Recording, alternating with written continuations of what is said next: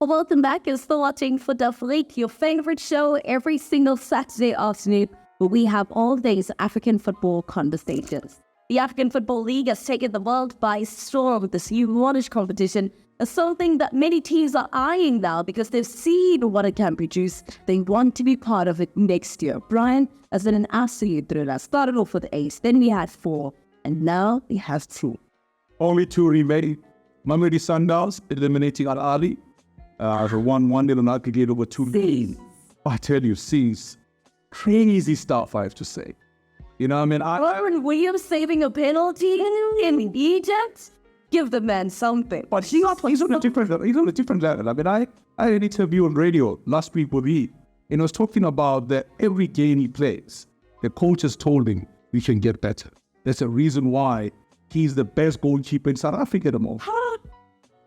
That is absolutely insane. And I say it's insane. But other people say he's a goalkeeper supposed to stop shots coming to him, right? But it's in Egypt. We know the rivalry between Mamelodi Sundowns and Al Ali. Also going into this game, remember, Al Ali come out with that complaint saying that, they feel like they were unfairly treated, things that go well. Every time.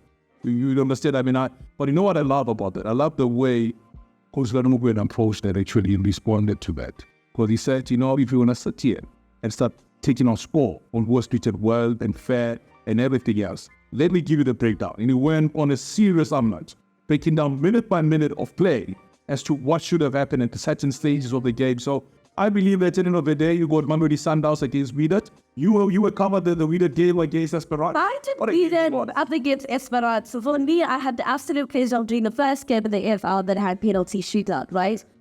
Just that game itself, I thought that Esperance would come back simply because if you look at their progress in the competition, Brian, they have been winning at home. And that's where they've been causing the upset. I mean, TP Mazembe knows really well as to what Esperance can do at home. But at this point, it wasn't to be. I think they approached that game, they're like making me an analyst. But they approached that game in a sense of they don't look as confident as we know them to be. I think it was because they don't want to concede. Also been key to that effect that Rike may be conceded when they play their away game. And number 2, they know the pedigree of the team they're playing against. Wydad has been in the Champions League final in the last edition of the 4. So you know that you're playing against a very formidable force and they want to come out at you. So that is why when you bought penalties, I felt, it was befitting for that to happen. But we have a very good final. Looking forward to the final. Sundowns, I spoke to the Sundowns guys. And they said they're leaving Egypt directly, going to Morocco. So they play the game tomorrow against Wydad.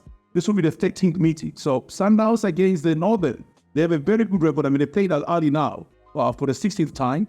They're playing Wydad now for the 13th time. The record books, in a way, are in favor of Wydad when they play their own matches.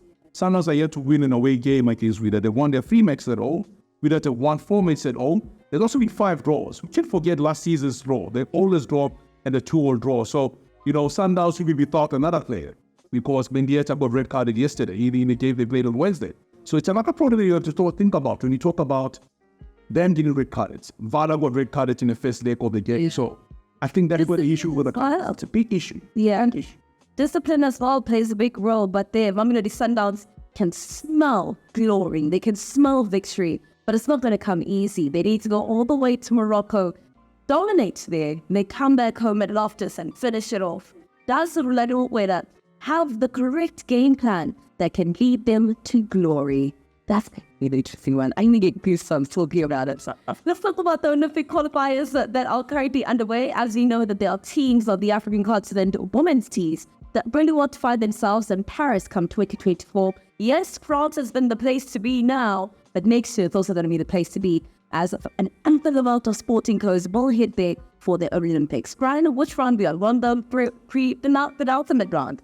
Yeah, well, so we just went through the second round. The third round is the penultimate round because after that, it is the finale, where you know exactly what you're going to do. But it's going to be some time now, but the match only will be played in February next year. But it was such a brilliant one. 2 players stood out for me in this qualified round, especially in this third round, the second round. It was Ajibade from Nigeria, scored 3 goals in the 2 matches. Tebi Khatana scored 3 goals in the 2 matches for South Africa and Nigeria respectively. For me, that was big because if you look at the matches. It was full poise, world poise. Nigeria played 1-1 draw away. Yeah. They got home, they won their game, they did the job at home. We the game by 4. South Africa played a draw away, got home, they got the goals and they advanced to the next round. So another country that was in the World Cup, Morocco, has gone through to the next round. Cameroon, another nation, was already advanced to the next round. So we have about 8 teams. Countries have been confirmed. Now the 8. We need to get 4, and only 2 will qualify. VFAs.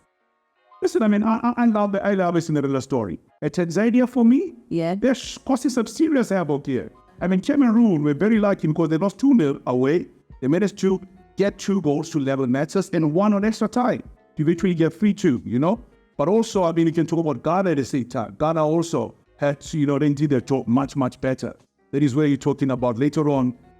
Jessica's going to talk about Mary Ampaso, one of the star players coming from the Ghanaian national team. So looking forward to all of that. But the 8 countries that you've confirmed for the next round of the qualifiers, good luck to all the nations. Ryan, VFAs to qualify actually for the Olympics. I believe that, you know, if you look at the draw, I mean, I'm looking at the draw now. You got Ghana versus Zambia. You got Tunisia versus Morocco, Cameroon, Nigeria, Tanzania, South Africa.